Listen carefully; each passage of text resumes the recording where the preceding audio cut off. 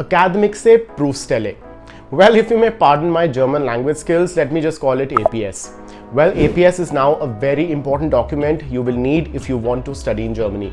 So if you're one of those students planning to study in Germany, watch this video right until the end and I will show you how to apply for APS certificate in 10 simple steps.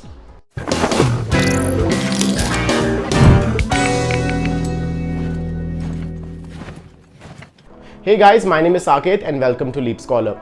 Let us directly dive into today's video. We all know APS is required to study for a UG or a PG program in Germany, so I will not get into unnecessary details like why it is required and the purpose and all of that. Let us start with a few basic rules. Rule number 1. It is recommended that you apply for APS before you apply for German university so that the processing times are minimum. Rule number 2, if you're going to study German language in Germany without attending university, APS will not be required.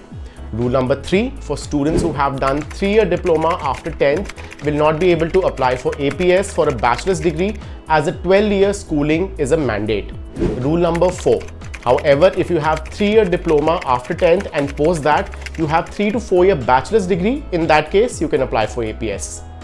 Rule number 5. Documents for APS application should not be notarized. However, if they're translated from a regional language such as Telugu or Bengali to English, translated versions have to be notarized.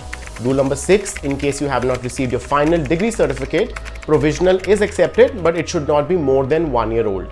Rule number 7. In case you're applying for bachelor's degree, Test AS is required. Test AS is an aptitude test required for non-EU students to study bachelor's degree in Germany. However, if you have cleared JEE mains and advanced, you will be exempted. For Test AS details and test centers, check out the links in the description.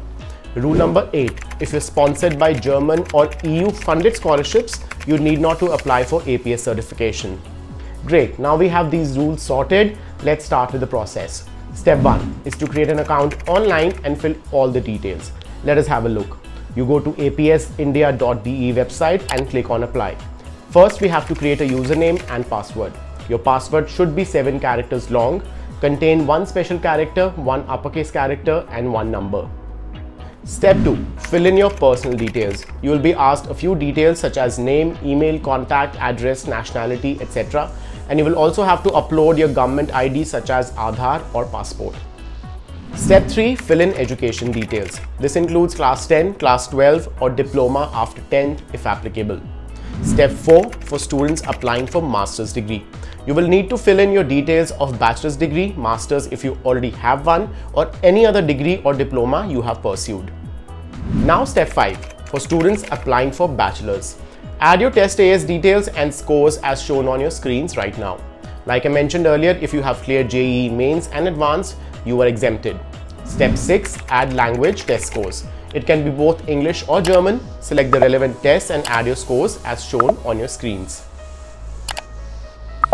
Step 7. Payment.